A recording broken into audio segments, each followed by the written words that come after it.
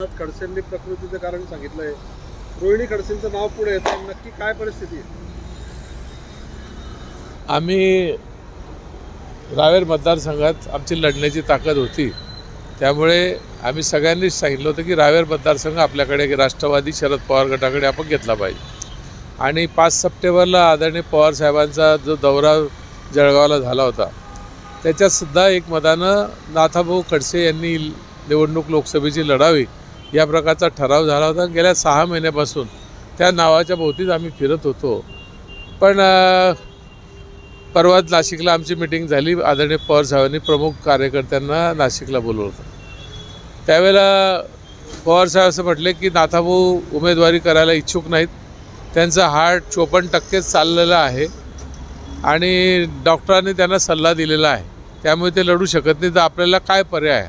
मी स्वतःच त्या ठिकाणी आदरणीय पवार साहेबांना उठून सांगितलं की साहेब, आता 6 महिन्यापासून आपण नाथाभाऊंचीच उमेदवारी जाहीर केली होती, त्यामुळे दुसरा चेहरा कोणी नव्हता आपल्यासमोर. आणि आता त्यांचं ठीक आहे, प्रकृती अस्वस्थ या सर्व कारण असले तरी त्याला एक पर्याय आहे. जसं बारामतीला ननंद भाऊजाईची लढाई होते, त्याप्रमाणे जर आपण रोहिणीताईला आदेश केले तर ती सीटसुद्धा चांगल्या पद्धतीनं लढू शकतो आणि तिला पाठिंबा देखील सगळ्यांचा मिळू शकतो. या पार्श्वभूमीवर मी बोलल्यानंतर सगळ्याच जिल्ह्यातल्या प्रमुख लोकांनी, अध्यक्षसह सगळ्यांनी, देवकर आप्पा असतील, आम्ही सगळ्यांनीच त्याला दुजोरा दिला आणि ठराव देखील केला. त्या संदर्भात साहेबांनी आणखी काही 2-3 नावं जाणून घेतली आणि मग आज मुंबईला यशवंत चव्हाण प्रतिष्ठानला या संदर्भात मिटिंग बोलवली होती.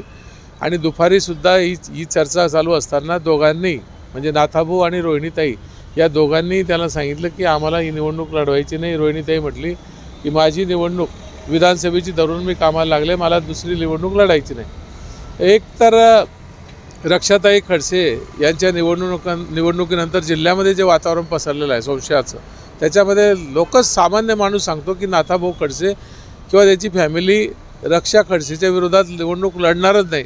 याचं कारण देताना लोक हेच सांगतात की ही सगळी नियोजनबद्ध झालेलं सगळं निवडणूक आहे आणि दिल्लीला जे सगळं ठरलं गेलेलं आहे.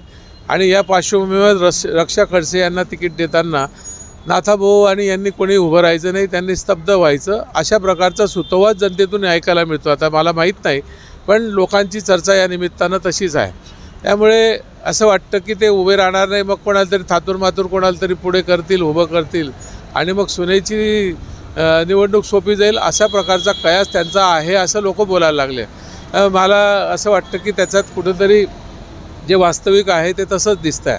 आता ठीक आहे, एखादी लोक मागच्या काळात ते सांगायचे की मला भाजपवाल्यांनी त्रास दिला, पण आदरणीय पवार साहेबांनी मला अडचणीच्या काळामध्ये मला सावरलं, मला विधान परिषदेचं तिकीट दिलं, त्यामुळे मी पवार साहेबाचा ऋणी आहे. आज ते ऋण फेडण्याची वेळ होती. खऱ्या अर्थानं त्यांनी स्वतःहूनच उमेदवारी जाहीर केलेली होती, तर त्या ठिकाणी त्यांनी राहायलाच पाहिजे होतं किंवा मुलीला त्यांनी आग्रह करायला पाहिजे होता. आता पक्ष अडचणीत आणलेला आहे, तिथे ऐन वेळेला उमेदवार शोधणं, या सर्वच गोष्टी पक्षाच्या दृष्टीनं थोड्या अडचणीच्या वाटतात.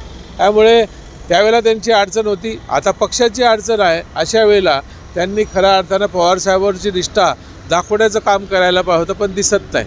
तरी देखील साहेबांनी आमच्यावर जबाबदारी टाकलेली आहे आणि खात्रीनं आम्ही 2 दिवसात एक चांगला उमेदवार, भक्कम उमेदवार, ज्याची अपेक्षासुद्धा जिल्ह्याला नाही, असं चांगला उमेदवार देण्याचा प्रयत्न करतो आहे. त्याचं नाव आज सांगणं काही उचित होणार नाही, पण लवकरच 2 दिवसात आदरणीय पवार साहेबांची त्यांची भेट घालून आम्ही तो निर्णय जाहीर करू.